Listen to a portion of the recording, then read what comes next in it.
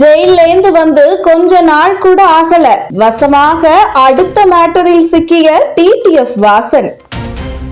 Bike wheeling செய்து YouTube channel மூலம் பிரபலமானவர் டிடிஎஃப் வாசன். மேலும் நாட்டின் பல பகுதிகளுக்கு இருசக்கர வாகனம் மூலமாகவே பயணம் மேற்கொண்டு அதிக ஃபாலோவர்ஸை பெற்றவர் என்றால், இளைஞர்களுக்கு எப்பொழுதுமே பைக் வீலிங் மற்றும் பைக்கிலே சுற்றுப்பயணம் மேற்கொள்வது மிகவும் அலாதியானது. இதனை அடுத்து காஞ்சிபுரம் அருகே சென்னை பெங்களூரு தேசிய நெடுஞ்சாலையில் வீலிங் செய்து சாகசத்தில் ஈடுபடும் போது விபத்தில் சிக்கி கையில் பலத்த காயமடைந்தார். இதனையடுத்து டிடிஎஃப் வாசன் மீது சாலை விதிமுறைகளை மீறி விபத்தில் சிக்கியதால் 5 பிரிவுகளின் கீழ் போலீசார் வழக்கு பதிவு செய்தனர். அதற்கு பிறகு டிடிஎஃப் வாசன் காரப்பேட்டை அருகில் உள்ள மீனாட்சி மருத்துவக் கல்லூரி மருத்துவமனையில் அனுமதிக்கப்பட்டார். சிகிச்சைகள் முடிந்த பிறகு காவல்துறை வரை கைது செய்து நீதிமன்றத்தில் ஆஜர்படுத்தியது. அதையடுத்து 2 மாதங்கள் சிறை தண்டனையை பெற்றார். ஆனால் இந்த வழக்கில் பலமுறை ஜாமீன் கேட்டு அவரது மனு நிராகரிக்கப்பட்டே வந்தது. இருப்பினும் சென்னை உயர்நீதிமன்றத்தில் மேல்முறையீடு செய்து அப்பொழுது டிடிஎஃப் வாசனின் பைக்கை எரித்துவிடவும் அவரது சேனலை முடக்கி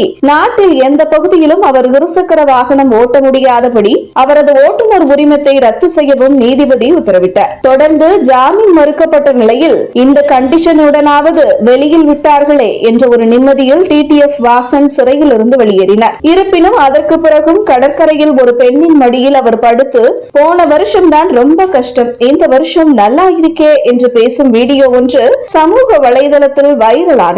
இந்த நிலையில் மீண்டும் தற்பொழுது வீடியோ வாசன் மற்றும் சர்ச்சையில் சிக்கியுள்ளார். அதாவது இருசக்கர வாகனம் ஓட்ட முடியாதபடி ஓட்டுநர் உரிமம் ரத்து செய்யப்பட்டதை அடுத்து டிடிஎஃப் ஆட்டோமொபைல் லிமிடெட் என்ற பெயரில் ஒரு பிசினஸை ஆரம்பித்தால் இந்த ஷாப்பில் இருசக்கர வாகனங்களுக்கு தேவையான உதிரி பாகங்கள் மற்றும் ரைடு செல்லும் பொழுது பொருத்தப்படும் கியர்கள், ஜிபிஎஸ், டிராக்கர் என அனைத்தும் விற்பனை செய்யப்பட்டது. இந்த அனைத்து பொருட்களுமே உயர்தரத்தில் குறைந்த விலையில் விற்பனை செய்யப்படுவதாகவும் தெரிவித்திருந்தார்.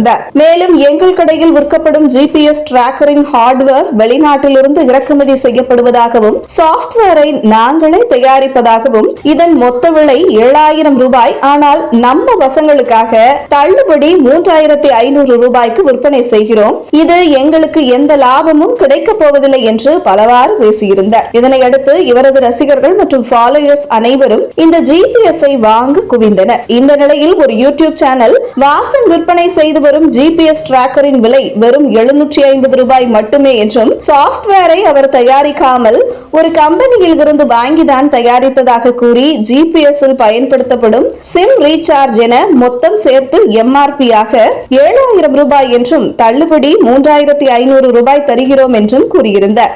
ஆனால் இதன் எம்ஆர்பி விலை 2200 ரூபாய் மட்டுமே என வாசன் செய்த மோசடியை தெள்ளத் தெளிவாக வீடியோவில் வெளியிடப்பட்டது. இதனால் டிடிஎஃப் வாசனின் ஃபாலோவர்ஸ்கள் பலரும் சமூக வலைதளத்தில் குமுறலை தெரிவித்து வருகின்றனர்.